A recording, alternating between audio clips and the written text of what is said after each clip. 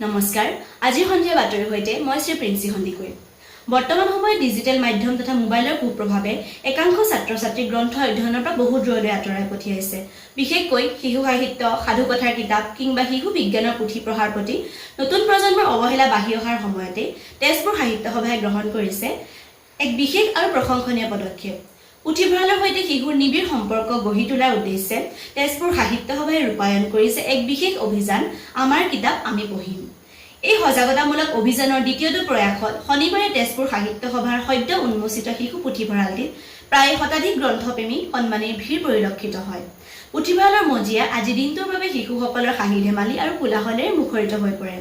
উল্লেখ্য যে তেজপুৰ চৰকাৰী উচ্চতৰ মাধ্যমিক বিদ্যালয় আৰু তেজপুৰ চৰকাৰী বহুমুখী কন্যা বিদ্যালয়ৰ ষষ্ঠ শ্ৰেণীৰ 100ৰো অধিক শিক্ষাৰ্থীয়ে এই কাৰ্যসূচীত অংশগ্ৰহণ কৰে শনিবাৰে বিদ্যালয়ৰ পাঠ্যক্ৰম বহিৰ্ভূত কাৰ্যকলাপৰ সময়খিনি এই কণমানি ছাত্ৰ-ছাত্ৰীসকলে তেজপুৰ সাহিত্য সভাৰ শিশু পুথিভঁৰালত অতিবাহিত কৰে পুথিভঁৰালত সোমাই নিজৰ প্ৰিয় কিতাপখন বিচাৰি ছাত্ৰ-ছাত্ৰীসকলৰ মাজত এক উৎসৱমুখৰ পৰিৱেশ তথা হেতাও পৰা লাগে কোনোৱে যদি লক্ষ্মীনাথ বেজবৰুৱাৰ যুগজয়ী বুঢ়ীৰ সাধুৰ সোৱাদ ল'লে আন কোনোৱে আকৌ অমৰ চিত্ৰকথা বা ৰুবুল মাউতৰ প্ৰখ্যাত গ্ৰন্থ মোৰো এটা সপোন আছে দৰে অনুপ্ৰেৰণামূলক কিতাপ হাতত তুলি ল'লে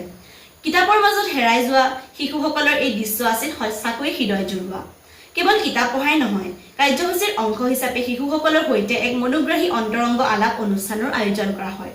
তাত উপস্থিত থকা বহুকেইগৰাকী বিশিষ্ট বক্তাই শিশুসকলক বিভিন্ন জ্ঞানমূলক আৰু আকৰ্ষণীয় প্ৰশ্ন সোধাৰ লগতে তেওঁলোকক গ্ৰন্থ অধ্যয়নেৰে জীৱন গঢ়িবলৈ উদ্বুদ্ধ কৰি তোলে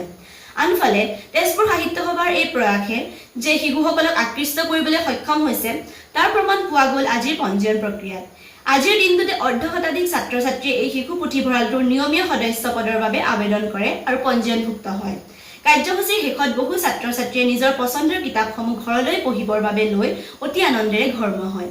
গতিকে মই প্ৰিন্সিয়ে আজিৰ বাতৰিৰ পৰা বিদায় লৈছোঁ ধন্যবাদ